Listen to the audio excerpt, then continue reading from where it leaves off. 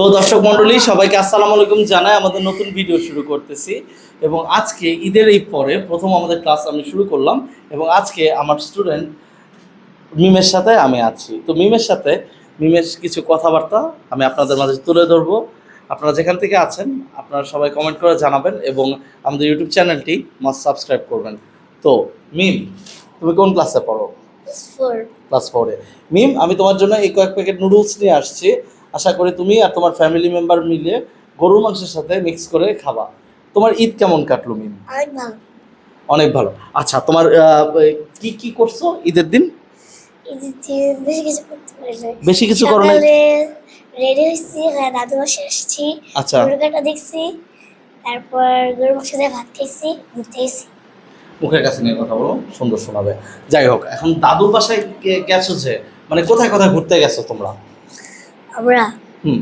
আমরা আমরা গুলশান লেডিস পার্কে গেছি, শাহাবুদ্দিন পার্কে গেছি। ও ওয়াও, ভালো। তাহলে তো তোমার দিন খুব ভালো কাটছে ঈদের দিন, তাই তো? তোমার সবচেয়ে বেস্ট মোমেন্ট কি ছিল ঈদের দিন?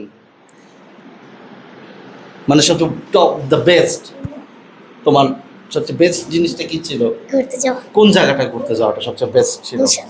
গুলশান। আচ্ছা, তো খাইছো কিছু ঘুরতে গিয়া? কি খাইছো? ফুচকা খাইছি। ফুচকা খাইছো। আচ্ছা মিম, তোমার ফ্যামিলিতে কয়জন ফ্যামিলি মেম্বার আছে যদি একটু শেয়ার করতে আমাদের সাথে? 4 জন। 4 জন। কে কে? আমার আব্বু, আমার ভাইয়া এবং আমি। আচ্ছা মিম, তোমার ফুল নেম বলো। ইসরাত জাহান। ইসরাত জাহান মিম। আচ্ছা, তো তোমার আব্বু কি করে? আমার আব্বু একজন ড্রাইভার। ড্রাইভার। আর তোমার আম্মু কি করে? আম্মু আম্মু housewife. House wife. All right. Mim, তোমরা এই কোরাইল অঞ্চলে কত বছর ধরে আছো? 15 বছর। 15 বছর। আচ্ছা, তো তোমার বয়স তো 15 হয় না, তোমার বয়স কত? আমার বয়স 9। হ্যাঁ, তো তুমি কি নুডলস খেতে পছন্দ করো? তাই কিরকম, তুমি কি রান্না বান্না পারো মিম? রান্না পারো? এত ছোট বয়সে রান্না কিভাবে পারো? আম্মু থেকে দেখে দেখে শিখছি। যেমন দর্শক মন্ডলী, আপনারা হয়তো মনে করতে পারেন পানি ফুটানো একটা রান্নার অংশ, চা বানানো রান্নার অংশ। এরকম রান্না, পানি ফুটানো বা চা বানানো, এগুলো পারো? হ্যাঁ, নাকি সিরিয়াস রান্না পারো একদম ইন্টেন্স সব?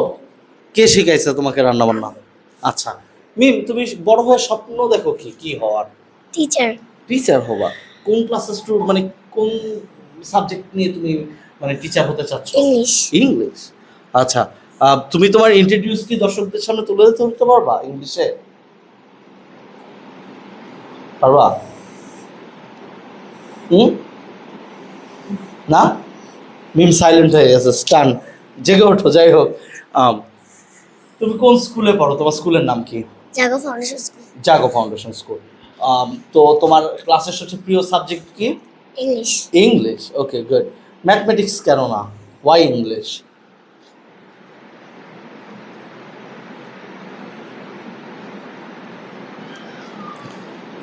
No answer. আচ্ছা, তুমি কালচারাল অ্যাক্টিভিটিস থেকে তোমার সবচেয়ে বেশি কি পছন্দ? নাচ, গান, কবিতা আবৃত্তি, এগুলোর মধ্যে থেকে কি কি পারো তুমি? গান। গান পারো তুমি।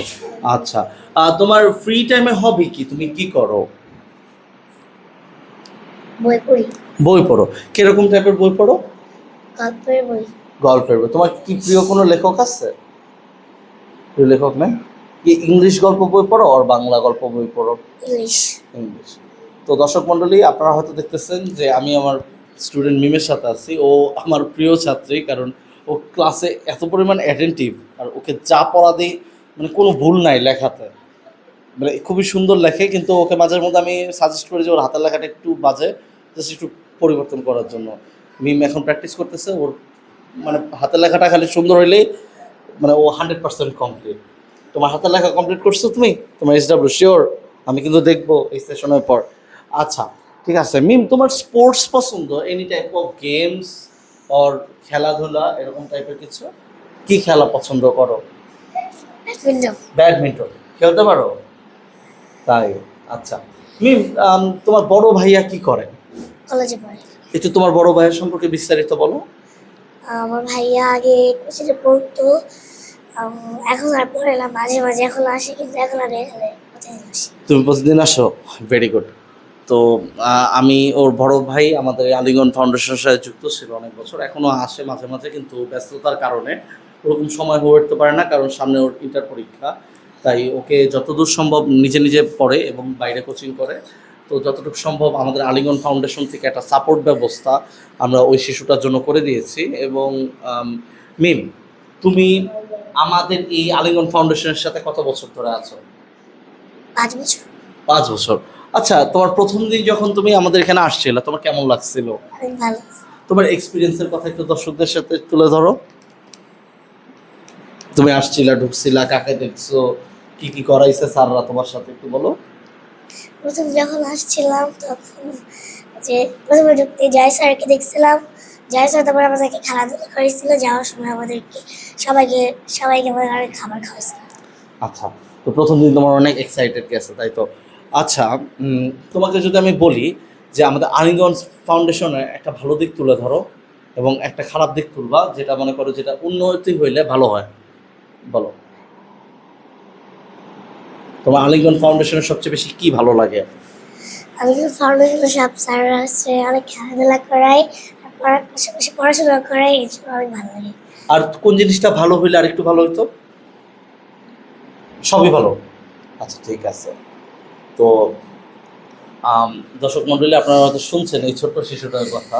ও খুবই স্মার্ট, এবং কোরাইল অঞ্চলে এরকম স্মার্ট শিশু পাওয়াটা খুবই দুষ্কর, কারণ এত সুন্দর করে কথা বলতে পারে। এবং ভবিষ্যতে আমি চিন্তা করতেছি ও একজন সফল উদ্যোক্তা হিসেবে কাজ করবে, এবং ওর স্বপ্ন যেটা টিচার হওয়ার, সেটা ফুলফিল হবে। কারণ এরকম কোরাইল অঞ্চলে অজস্র সন্তানরা আছে যারা কিনা টাকার অভাবে অত দূর আগাইতে পারে না।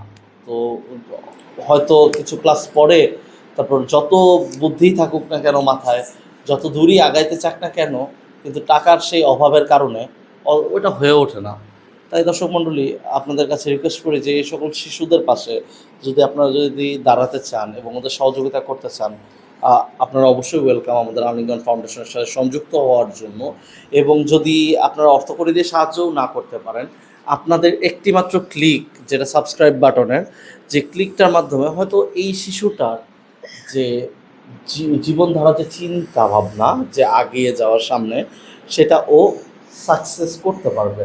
আমরা সেই আশাটাই করি। এবং যেন আমরা এই যে সোশ্যাল নেটওয়ার্কের মাধ্যমে যে আর্নিংটা আমরা করতেছি, এই আর্নিংটা দিয়ে যেন পুরোপুরি ওদের পরিবার আমরা মানে ঠিকভাবে যেন ঠিক মানে সুস্থভাবে যেন চলাচল করার জন্য একটু কিছু অর্থ দিয়ে সহায়তা করতে পারি, এটাই আমাদের মূল লক্ষ্য।